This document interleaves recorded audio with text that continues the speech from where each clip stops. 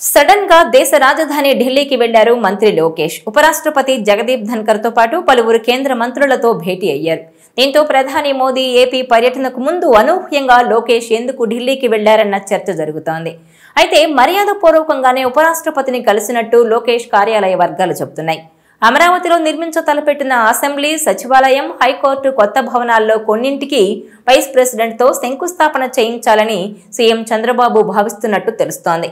ఇందులో భాగంగానే ఉపరాష్ట్రపతిని ఏపీకి రావాల్సిందిగా లోకేష్ ఆహ్వానించేందుకు వెళ్లినట్టు కూడా సమాచారం. మంత్రి లోకేష్ తో పాటు కేంద్ర మంత్రి రామ్మోహన్ నాయుడు, ఎంపీలు లావు శ్రీకృష్ణదేవరాయలు, సానా సతీష్, బైరెడ్డి శబరి ఉపరాష్ట్రపతిని కలిసిన వారిలో ఉన్నారు.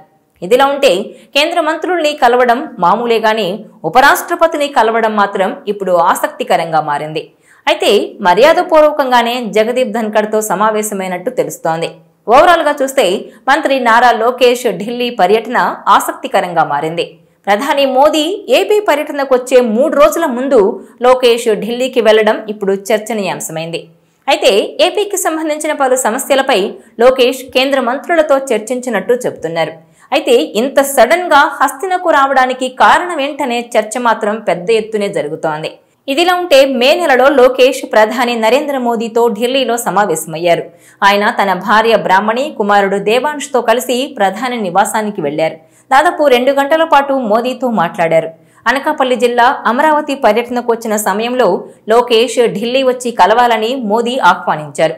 అలాగే ఢిల్లీకి వచ్చినప్పుడు తనను ఎందుకు కలవలేదని కూడా అడిగారు. ఈసారి వచ్చినప్పుడు తప్పకుండా తనను కలవాలని చెప్పారు.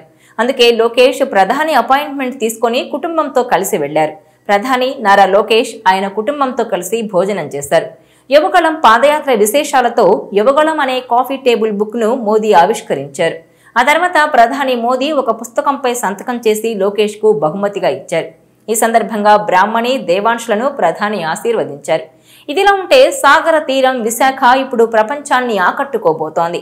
ఈ నెల 21న జరిగే అంతర్జాతీయ యోగా డే సందర్భంగా దేశ ప్రధాని విశాఖ నుంచే యోగాభ్యాసం చేయనున్నారు. ఆయన విశాఖ వాకిట నిలిచి సాగర తీరంలో గంట పాటు యోగాసనాలు వేయనున్నారు.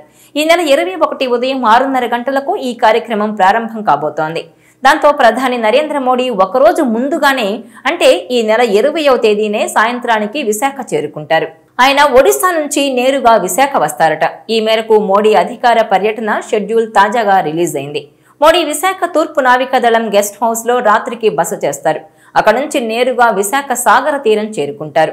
ఆయన ఆర్కే బీచ్ ఎదురుగా ఉన్న కాళీమాత టెంపుల్ వద్ద ఉన్న వేదిక మీద నుంచి అంతర్జాతీయ యోగా డేలో పాల్గొంటారు. అక్కడి నుంచే ఆయన జాతిని ఉద్దేశించి ప్రసంగిస్తారు. యోగా ప్రాముఖ్యతతో పాటు అనేక విషయాలను ఆయన అందరికీ పంచుకుంటారు. అనంతరం మోడీ అదే రోజు మధ్యాహ్నం ప్రత్యేక విమానంలో విశాఖ నుంచి ఢిల్లీకి బయలుదేరి వెళ్తారు. ఇక ముఖ్యమంత్రి చంద్రబాబు కూడా ఈ నెల 20వ తేదీకి విశాఖ చేరుకుంటారు. ఆయన ప్రధానికి స్వాగతం పలకడంతో పాటు అదే రోజు రాత్రి విశాఖలో బస చేస్తారు. అలాగే మంత్రి నారా లోకేష్ ఢిల్లీ పర్యటనను ముగించుకొని డైరెక్ట్ గా విశాఖకు ఒకరోజు ముందుగానే వచ్చేస్తారు. ఇక అనేక మంది కీలక మంత్రులు, కేంద్రంలోని మంత్రులు కూడా విశాఖకు ఒకరోజు ముందుగానే వస్తారట.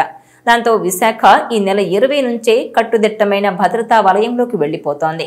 విశాఖలోని ప్రధాన రహదారులన్నీ నిఘా నీడలోకి వెళ్లిపోతున్నాయి. విశాఖలోనే ప్రధాని, ముఖ్యమంత్రి, కీలక మంత్రులు, కేంద్ర మంత్రులు అంతా ఒక రాత్రి అక్కడే బస చేయడం అరుదైన సందర్భమని అంటున్నారు. దాంతో విశాఖ వీవీఐపీ సిటీగా మారిపోతోందని చెబుతున్నారు. సహజంగానే రాష్ట్ర రాజధానిలోనే ప్రధాని వంటి వారు బస చేస్తారు. ఇప్పుడు ఆ ఖ్యాతి విశాఖకే దక్కబోతోందని అంటున్నారు. ఒక రాత్రంతా దేశాన్ని ఏలే ప్రధాని, రాష్ట్రాన్ని ఏలే ముఖ్యమంత్రి, వీఐపీలు విశాఖలో ఉండడంతో భద్రతను పూర్తి స్థాయిలో పెంచేశారు. ఇప్పుడు విశాఖ పూర్తిగా కఠినమైన నిబంధనలతో ఆంక్షల వలయంలోకి వెళ్లిపోయింది. దీంతో విశాఖ కీర్తి అంతర్జాతీయమవుతోందని ప్రజలు హర్షం వ్యక్తం చేస్తున్నారు. ఇదిలా ఉంటే ప్రధాని మోదీ పర్యటనకు ముందు లోకేష్ ఢిల్లీకి వెళ్లడం మాత్రం ఇప్పుడు ఆసక్తికరంగా మారింది. ఈ పర్యటనలో ఉపరాష్ట్రపతితో పాటు పలువురు కేంద్ర మంత్రులను కలవడం ప్రాధాన్యత సంతరించుకుంది. ఏపీలో పలువురి కీలక నేతల అరెస్టులతో పాటు ఇటు తెలంగాణలో ఫోన్ ట్యాపింగ్ అంశం సంచలనం సృష్టిస్తోంది. తెలంగాణ నేతలతో పాటు సీఎం చంద్రబాబు, లోకేష్, పవన్ కళ్యాణ్, షర్మిల లాంటి కీలక నేతల ఫోన్లు ట్యాప్ అయ్యాయన్న ఆరోపణల నేపథ్యంలో లోకేష్ కేంద్ర మంత్రి అమిత్ షాతో భేటీ చాలా కీలకంగా మారింది. ఫోన్ ట్యాపింగ్ అంశంతో పాటు ఏపీ లిక్కర్ కేసులో జరుగుతున్న పరిణామాలపైన ఆయనకు వివరించినట్టు సమాచారం. ఇక కూటమి ప్రభుత్వంలో జరుగుతున్న అభివృద్ధి కార్యక్రమాలు అలాగే మాజీ సీఎం జగన్ కు సంబంధించిన వ్యవహారాలపై కూడా అమిత్ షాతో చర్చించినట్టు తెలుస్తోంది.